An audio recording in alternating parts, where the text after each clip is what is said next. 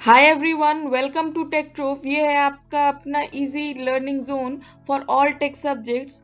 आज से हम स्टार्ट कर रहे हैं एक नया सीरीज नेटवर्क प्रोग्रामिंग का, जो एक बहुत इम्पॉर्टेंट सब्जेक्ट है, स्पेशली बीसी और कंप्यूटर साइंस स्टूडेंट्स के लिए।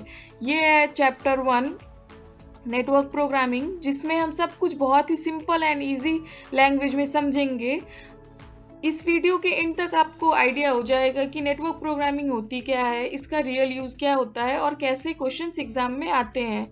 तो अगर आप चाहते हो कि आपका सिलेबस फुल कवर हो विथ प्रॉपर अंडरस्टैंडिंग, तो चैनल को ज़रूर सब्सक्राइब कर लेना, क्योंकि ऐसे ही हेल्पफुल वीडियोस हर चैप्टर के लिए आते रहेंगे। आप जब यूट्यूब कोई वीडियो देखते हो, यूट्यूब पे व्हाट्सएप पे कोई मैसेजेस भेजते हो या गूगल कुछ सर्च करते हो, क्या आपने कभी सोचा है कि ये सारे काम कैसे होते हैं? ये सब पॉसिबल होता है सिर्फ और सिर्फ नेटवर्क प्रोग्रामिंग की वजह से। तो चलिए शुरू करते हैं अपना नेटवर्क प्रोग्रामिंग का जर्नी, जहाँ कंप्यूटर एक दूसरे से कैसे बात करते हैं, कैसे उन लोगों के बीच में कम्युनिकेशन होता है, वो सारी चीज़ें हम स्टेप वाइज स्टेप समझेंगे। तो आगे बढ़ते हैं अब नेटवर्क प्रोग्रामिंग के डेफिनेशन की तरफ। नेटवर्क प्रोग्रामिंग क्या है? अब ये सबसे पहले हमारे लिए इम्पोर्टेंट है कि हम समझे नेटवर्क प्रोग्रामिंग है क्या। तो network programming is an act of writing computer programs that communicate with other devices over a network। तो कंप्यूटर प्रोग्रामिंग का मतलब होता है एक ऐसा प्रोग्राम बनाना जो नेटवर्क प्रोग्रामिंग के थ्रू एक डिवाइस से दूसरे डिवाइस को डेटा भेजता है। फॉर एग्जाम्पल, अगर हम एग्जाम्पल देखें तो देखते हैं, जब आप एक वेबसाइट ओपन करते हो तो आपका ब्राउजर एक रिक्वेस्ट भेजता है सर्वर को, और सर्वर उसका रिप्लाई करता है। जैसे कि आप कभी गूगल पे जाके कुछ सर्च करते हो, तो आप क्लाइंट हो और आप वो चीज़ें भेज रहे हो, वो चीज़ें आप सर्वर को भेज रहे हो, और वो सर्वर उस चीज़ को रिस्पॉन्स करता है। तो ये सारी चीज़ें पॉसिबल है नेटवर्क प्रोग्रामिंग के थ्रू। अब हम देखते हैं कि नेटवर्क प्रोग्रामिंग का पर्पस क्या है, हम नेटवर्क प्रोग्रामिंग को आखिर में यूज क्यों करते हैं। तो देखते हैं, it allows sharing data and services between systems remotely. इसका मतलब ये है कि नेटवर्क प्रोग्रामिंग के यूज से हम जो भी डेटाज और जो भी सर्विसेज होते हैं वो हम एक आपस में शेयर कर सकते हैं। वो सारे रिसोर्सेज हो गए या फिर डेटाज हो गए, ये सारी चीजें हम एक आपस में शेयर कर सकते हैं इजीली। तो अब इसका एग्जाम्पल क्या है, एग्जाम्पल देखते हैं। When you open a website और send a message via WhatsApp, network programming is at work. जैसे हमारा सबसे रियल टाइम एग्जाम्पल देखें तो हम अपने डेली यूज में व्हाट्सएप यूज करते हैं। तो अगर हम व्हाट्सएप यूज कर रहे हैं तो उसमें अगर हम कोई मैसेज भेजते हैं, तो वो जो एक एक आपस में वो जो मैसेज के थ्रू कम्युनिकेशन होता है, वो सारी चीजें नेटवर्क प्रोग्रामिंग के थ्रू ही पॉसिबल होती हैं। अब आगे बढ़ते हैं और देखते हैं फीचर्स ऑफ नेटवर्क प्रोग्रामिंग। सबसे पहला फीचर इसमें ये है, अलाउज रिमोट कम्युनिकेशन। इसका मतलब ये हुआ कि आप जहाँ कहीं भी हों, जैसे अभी हमने एग्जांपल देखा कि व्हाट्सएप, तो व्हाट्सएप क्या अलाउ करता है कि हम जहाँ पे हैं उससे उसके नेटवर्क प्रोग्रामिंग के थ्रू हम एक आपस में कम्युनिकेशन कर सकते हैं, डेटा और रिसोर्सेस आपस में शेयर कर सकते हैं, जो कि नेटवर्क प्रोग्रामिंग जिसमें बहुत हेल्प करता है। Uses standard protocol like TCP IP protocol. ये एक स्टैंडर्ड प्रोटोकॉल है, ट्रांसमिशन कम्युनिकेशन प्रोटोकॉल, जिसके थ्रू हम नेटवर्क प्रोग्रामिंग में डेटास भेजते हैं, रिसीव करते हैं और कम्युनिकेशन होता है। Enables client server application. अभी हम क्लाइंट सर्वर के बारे में डिटेल में आगे पढ़ने वाले हैं। फिर भी अभी ये देखते हैं कि ये क्लाइंट सर्वर एप्लीकेशन को कैसे, मतलब ये इसमें कैसे हेल्प करता है। जैसे कि हम अभी इससे पहले भी देख चुके हैं कि हम अगर कोई मैसेज कुछ अगर हम लोग को सर्च करना है गूगल पे, तो हम गूगल ब्राउजर पे जाके सर्च करते हैं और हमको उसका सर्वर रिस्पॉन्स देता है। तो इसमें क्लाइंट सर्वर एप्लीकेशन का वो हुआ है, जैसे कि अब क्लाइंट ने कुछ रिक्वेस्ट किया और सर्वर उसको रिस्पॉन्स किया, तो ये पॉसिबल होता है नेटवर्क प्रोग्रामिंग के through. Supports real time communication. For example, अब रियल टाइम कम्युनिकेशन का सबसे बड़ा एग्जांपल है कि हम जो चैटिंग करते हैं, रियल टाइम चैटिंग करते हैं, जो भी वीडियो कॉल्स मैसेजेस होते हैं, ये सारे रियल टाइम कम्युनिकेशन का एग्जांपल हुआ, जो कि नेटवर्क प्रोग्रामिंग के थ्रू पॉसिबल है।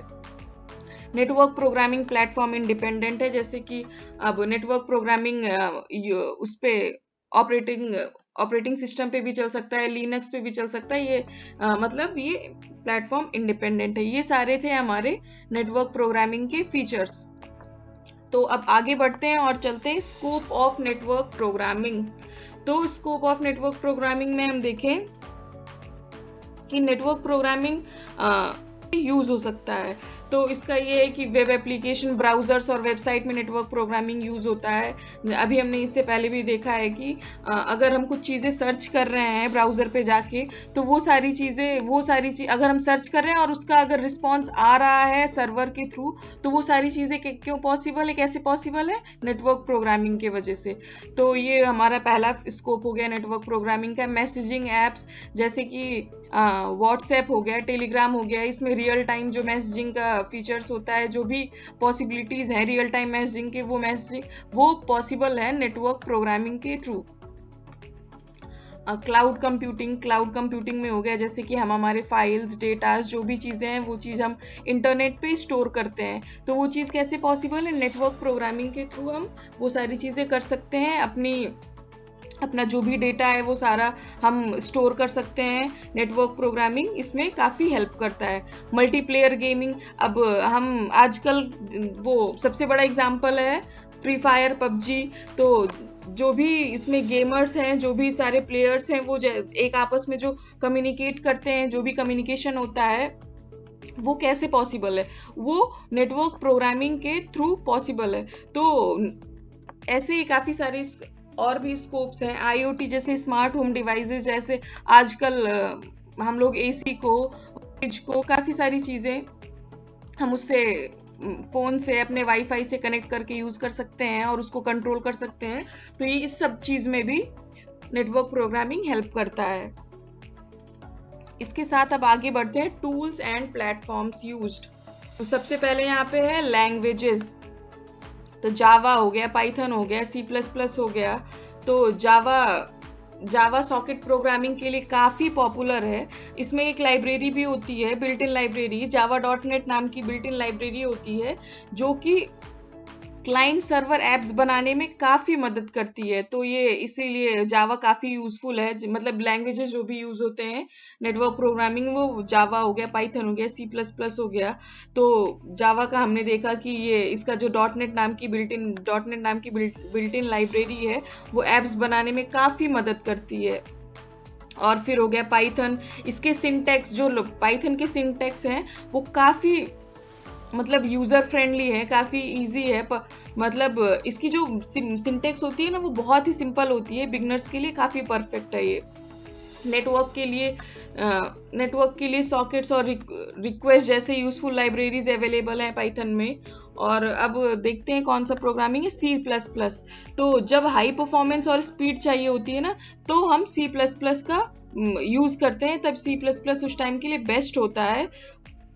अब चलते हैं हम प्लेटफॉर्म की तरफ। तो हमारे पास तीन प्लेटफॉर्म है, लिनक्स, विंडोज़ और एंड्रॉयड।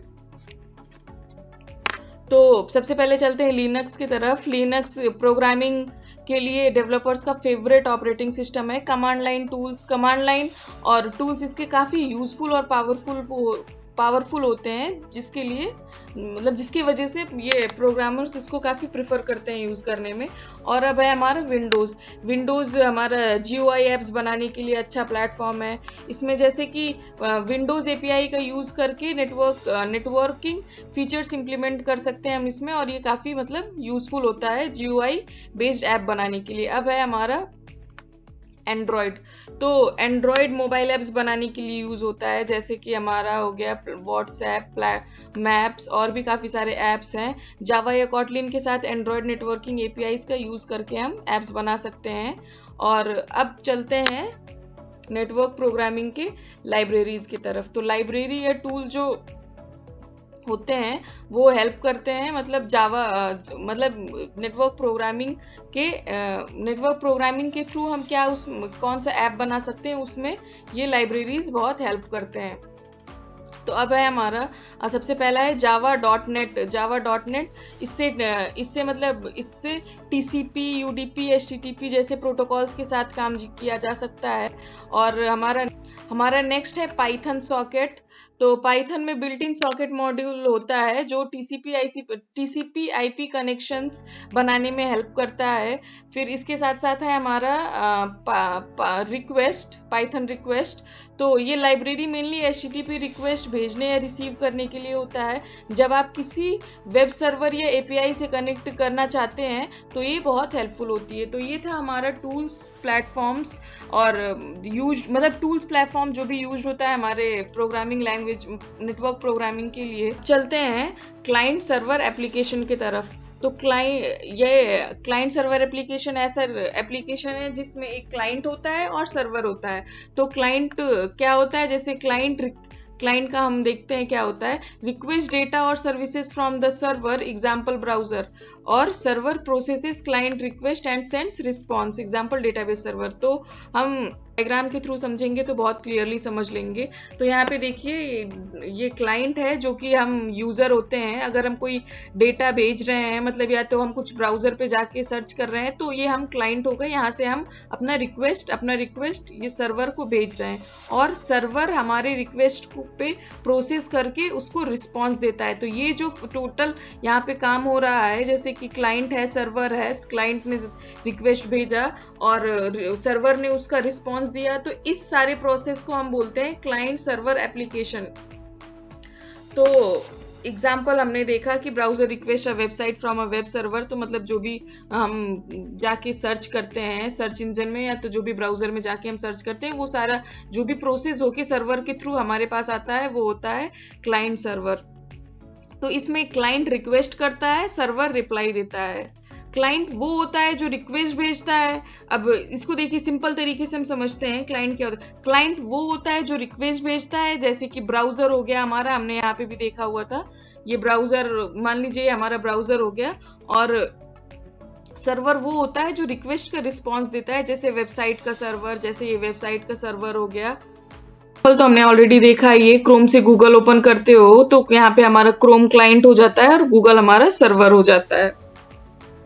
तो यहाँ पे हमने देखा क्लाइंट सर्वर एप्लीकेशन और उसके डायग्राम्स हमने देखे हैं। आप इस डायग्राम्स के थ्रू इजीली समझ सकते हैं। अगर एग्जाम में ये टॉपिक आता है, अगर एग्जाम्स में आपका ये क्लाइंट सर्वर एप्लीकेशन का टॉपिक आता है, तो आप इसमें ये डायग्राम जरूर बनाएं। ये डायग्राम से मतलब काफी कुछ क्लियर हो जाता है एग्जामिनर के लिए भी। अगर एग्जामिनर सबसे पहले देख रहा है आपकी कॉपी, तो अगर ये डायग्राम आपने बनाए हुआ, तो वो ये चीज क्लियर हो जाएगा कि हाँ आपका ये कॉन्सेप्ट क्लियर है, तो आपके लिए काफी ये हेल्पफुल होगा। मार्क्स मतलब इससे काफी अच्छा आपको मार्क्स मिल सकता है। और मेनली हमारे काफी सारे जैसे टॉपिक्स हो गए, अगर उसमें डायग्राम है तो हम लोगों को डायग्राम सबसे पहले बना के फिर उसका डिफिनेशन या तो उसका एक्सप्लेनेशन देना चाहिए, जो कि मतलब काफी सही होता है हमारे एग्जाम्स के लिए। अब आगे चलते हैं। क्लाइंट सर्वर मॉडल ऑलरेडी हम लोग इसके बारे में देख चुके हैं, फिर देखते हैं इसका बेनिफिट्स क्या है। सेंट्रलाइज्ड कंट्रोल इसमें क्या हो गया, जैसे कि क्लाइंट ने, जैसे कि यहाँ पे हमने देखा कि क्लाइंट डेटा भेज रहा है और उसको सर्वर उस पर प्रोसेस करके वो डेटा मतलब उसका रिस्पॉन्स दे रहा है। तो इसमें हमारा सेंट्रलाइज सिस्टम होता है, जैसे कि पूरा कंट्रोल सर्वर का होता है क्लाइंट के ऊपर। और मतलब यहाँ पे जो भी डेटा होते हैं, जो भी डेटाबेस होता है, वो सर्वर में स्टोर होता है। तो एक सेंट्रलाइज सिस्टम होता है, वहां से वो सारे क्लाइंट्स को कंट्रोल करता है। सारे क्लाइंट्स को जो भी उन लोगों को डेटा चाहिए, जो भी उन लोगों का रिक्वेस्ट होता है, उसको फुलफिल करता है। तो इसका ये हो गया बेनिफिट कि ये सेंट्रलाइज्ड कंट्रोल होता है, इसको सर्वर कंट्रोल करता है। ये एक सेंट्रलाइज सिस्टम है। इजी मेंटेनेंस, अब आप देख सकते हैं कि यहाँ पे अगर सर्वर के पास सारे डेटाबेस हैं, सब कुछ स्टोर है, तो ये मेंटेन करने के लिए मतलब इजी मेंटेनेंस है। इसको सर्वर इजीली मेंटेन करता है। यहाँ पे अब अगर इसको देखा जाए तो डिस्ट्रीब्यूटेड सिस्टम में काफी डेटा फैले हुए होते हैं, मतलब सारे सिस्टम्स के पास में डेटा होते हैं। तो अगर वो डेटा अगर किसी को क्लाइंट को कोई डेटा चाहिए, तो एक टाइम पे वो मुश्किल हो सकता है कि हाँ ये डेटा इस जगह पे मिलेगा, यहाँ नहीं मिलेगा। लेकिन अगर ये सर्वर अगर ये हमारा सेंट्रलाइज सिस्टम है या तो ये सर्वर के पास है, तो हम इजिली उसको रिक्वेस्ट करके वो डेटा हम ले सकते हैं और इजिली रिस्पॉन्स पा सकते हैं। अब आता है स्केलेबल सिस्टम, मतलब ये का मतलब काफी रिलायबल होता है। इसमें मतलब इजी टू मतलब इसमें हम लोग इजी रिस्पॉन्स पा जाते हैं, काफी टाइम सेविंग होता है। ये था ये हमारे क्लाइंट सर्वर मॉडल का बेनिफिट। अब चलते हैं आगे और देखते हैं क्या है सॉफ्टवेयर डिजाइन इन नेटवर्क प्रोग्रामिंग। तो इस चीज को समझाने के लिए हमने एक डायग्राम बनाया हो जिसके यूज से हम काफी इजीली समझ जाएंगे ये सॉफ्टवेयर डिजाइनिंग कैसे पॉसिबल मतलब कैसे हो सकता है नेटवर्क प्रोग्रामिंग से। तो सबसे पहले हम लोगों को क्या चीज का ध्यान देना चाहिए, अगर कोई भी सॉफ्टवेयर हम डिजाइन कर रहे हैं तो सबसे पहले क्या हम लोग को ध्यान देना चाहिए कि फॉलोज मॉड्यूलर अप्रोच। तो जो भी हम लोग प्रोग्राम्स कर रहे हैं उसमें हम लोगों को मॉड्यूलर अप्रोच फॉलो करना चाहिए। उसका बैक एंड हो गया, फ्रंट एंड हो गया, उस चीज को हम स्मॉल स्मॉल पार्ट्स में डिवाइड करने के बाद में उसको हम स्मॉल पार्ट्स में अगर डिवाइड करेंगे तो वो इजी टू अंडरस्टैंड होगा। अगर हम उसमें कोई चेंजेस कर रहे हैं तो वो चीज हम इजीली कर सकते हैं, वो मैशअप नहीं होगा। तो वो मॉड्यूलर अप्रोच हम लोग को मॉड्यूलर अप्रोच फॉलो करके ये सॉफ्टवेयर डिजाइन करना चाहिए, जो कि आगे किसी वो डिबगिंग के लिए हो गया या फिर किसी भी चीज के लिए अगर वो हम दोबारा वो कोड से गो थ्रू कर रहे हैं तो वो चीज हम इजीली समझ सकें। और अब इसमें नेक्स्ट है keep client and server logic separate. मतलब इसमें क्लाइंट साइड होता है और सर्वर साइड होता है। तो हम लोग क्लाइंट साइड का प्रोग्राम और सर्वर साइड के लॉजिक्स को हम सेपरेटली रखेंगे तो वो मैशअप नहीं होगा, वो सारी चीजें क्लियरली अंडरस्टैंडेबल होगी और वो चीज भी इंप्लीमेंट करने में काफी इजी होगा। और फिर नेक्स्ट है हमारा use secure and efficient protocol. इसका मतलब हो गया इसमें हम लोग को सिक्योर और एफिशिएंट प्रोटोकॉल का यूज करके, जैसे एचटीटीपीएस का यूज करके अगर हम उसको डेटा कोई अगर रिट्राइव करते हैं तो वो सिक्योर होता है। तो हम लोगों को ऐसे ही काफी सिक्योर और एफिशिएंट प्रोटोकॉल का यूज करना चाहिए। और use secure and efficient protocol, तो हमारा सॉफ्टवेयर ऐसा होना चाहिए जो कि सिक्योर हो और एफिशिएंट हो, मतलब जो कि क्लाइंट के लिए सिक्योर हो, जहां पे हमारे डेटा सेफली स्टोर हो, जहां पे कोई रिस्क ना हो, वैसा सॉफ्टवेयर डेवलप होना चाहिए। और हैंडल्स एरर ग्रेटफुली, मतलब अगर हम लोग को ऐसा सॉफ्टवेयर बनाना चाहिए जो भी हमारे एरर आ रहा हो सॉफ्टवेयर में उसको एकदम अच्छे से वो हैंडल कर सके। जैसे कि पूरा अब कोई ऐसा सॉफ्टवेयर नहीं बनाना चाहिए जो कि अब हम कोई सॉफ्टवेयर बनाए और वो पूरी तरीके से क्रैश हो गया तो उसका डेटा लॉस भी होगा, उसमें जो भी डेटा है वो जा सकता है और फिर वो काफी प्रॉब्लमेटिक हो सकता है। इसीलिए हम लोग को ऐसा सॉफ्टवेयर बनाना चाहिए जो कि एरर्स काफी इजीली हैंडल कर ले और हम लोग को मतलब पूरा सिस्टम जैसे क्रैश ना हो, नॉर्मल हम लोग को एरर मैसेज आ जाए, उससे हम लोग मतलब वैसा सॉफ्टवेयर हम लोग को बनाना चाहिए। अब देखते हैं नेक्स्ट हमारा क्या है। अब हम लोग इस चैप्टर अभी तक के उसमें क्या क्या पढ़े हुए हैं, मतलब पे जो कि है क्विक समरी ऑफ यूनिट 1, मतलब जो भी अब तक हम लोगों ने पढ़ा उसका हम एक बार रिवीजन करते हैं। तो हम लोगों ने पढ़ा कम्युनिकेशन थ्रू नेटवर्क्स, मतलब नेटवर्क प्रोग्रामिंग एक ऐसा प्रोग्राम है जो कि हेल्प करता है डिफरेंट जो भी डिवाइसेस हैं उसको नेटवर्क के थ्रू कैसे वो कम्युनिकेट करते हैं, एक आपस में कैसे डेटा भेजते हैं, कैसे उन लोगों के बीच में कैसे कम्युनिकेशन होता है, वो नेटवर्क प्रोग्रामिंग के थ्रू होता है। और network programming HTTP TCP IP protocol का यूज करके एक आपस में सिक्योरली कम्युनिकेशन कराता है और फॉलोज क्लाइंट सर्वर मॉडल। इसमें क्लाइंट सर्वर नेटवर्क प्रोग्रामिंग में क्लाइंट सर्वर मॉडल यूज होता है, जैसे कि क्लाइंट ब्राउजर का यूज करके कोई भी रिक्वेस्ट करता है और उसको सर्वर रिस्पॉन्स देता है। तो network programming client server model को फॉलो करता है। Java is a popular language for this purpose. हम लोग इसमें नेटवर्क प्रोग्रामिंग में जावा प्रोग्रामिंग लैंग्वेज का यूज करते हैं प्रोग्रामिंग करने के लिए। ऐसे ही हम लोगों ने ये सारे टॉपिक्स को कवर किया है। और अब चलते हैं नेक्स्ट क्या है हमारे इंपॉर्टेंट क्वेश्चंस। देखिए मैंने आपको पहले ही बताया हुआ था कि हम इस सीरीज में वो सिलेबस कवर करने के साथ साथ हम इंपॉर्टेंट क्वेश्चन भी डिस्कशन करेंगे जिसके थ्रू हम लोगों का एग्जाम में पास होना भी काफी इजी हो और हम एग्जाम्स में अच्छे मार्क्स स्कोर कर सकें। तो हमारा पहला चीज हमने पढ़ा व्हाट इज नेटवर्क प्रोग्रामिंग। ये काफी मतलब एग्जाम्स, अगर फर्स्ट चैप्टर से हम देखें तो इतने मतलब सबसे पहला बेसिक चीज अगर पूछा जाएगा तो वो है what is network programming. Network programming का सिंपल सा डिफिनेशन जो भी हम आगे देखें वो देखेंगे, और इसके साथ साथ हम आपको नोट्स भी देंगे। ये वीडियो के लास्ट में डिस्क्रिप्शन में हम आपको हैंड रिटन प्रॉपर तरीके का नोट देंगे, जिससे आप अच्छे से पढ़ाई कर सकते हो, एग्जाम के लिए प्रिपरेशन कर सकते हो। और इसका स्कोप भी है, नेटवर्क प्रोग्रामिंग का स्कोप भी काफी इंपॉर्टेंट है इस एग्जाम्स के पर्सपेक्टिव से। Tools and platforms, tools. अब चलते हैं हमारा एमसीक्यूज, जो कि काफी एग्जाम्स में पूछे जाते हैं एमसीक्यूज। तो which one of this is a network protocol. तो यहाँ पे एंड ये AHTTP ये हमारा नेटवर्क प्रोटोकॉल है। फिर हु इनिशिएट्स कम्युनिकेशन, यहाँ पे कम्युनिकेशन सबसे पहले कौन इनिशिएट करता है, तो ऑफ कोर्स ये क्लाइंट होगा, क्योंकि क्लाइंट सबसे पहले सर्वर को रिक्वेस्ट भेजता है और सर्वर उसका रिस्पॉन्स देता है। तो हमारा यहाँ पे करेक्ट आंसर होगा बी। और फिर अब चलते हैं नेक्स्ट क्वेश्चन की तरफ, जो कि है java.net is used for. java.net क्यों यूज होता है, नेटवर्किंग के लिए। तो 3 हमारा, ये सी हमारा करेक्ट आंसर होगा। अब ये हमने आपको ऐसे पहले ही भी बताया था कि हम आपको हैंड रिटन नोट प्रोवाइड करने वाले हैं। तो अभी ये पार्ट 1 है वीडियोस का, तो पार्ट 2 जब भी अपलोड होगा उसके लास्ट में हम फुल्ली हैंड रिटन, जो भी इंपॉर्टेंट क्वेश्चन होगा, फुल्ली हैंड रिटन नोट हम आपको प्रोवाइड करेंगे। नेक्स्ट वीडियो में हम डिस्कस करेंगे कि सॉकेट एपीआई, नेक्स्ट वीडियो में हम सॉकेट एपीआई का फिगर और जो भी इस चैप्टर से 2 प्रोग्राम हम करेंगे जो कि फिक्स्ड प्रोग्राम होगा। वो प्रोग्राम क्लाइंट और सर्वर क्रिएट करने का होगा, वो हम देखने वाले हैं नेक्स्ट वीडियो में।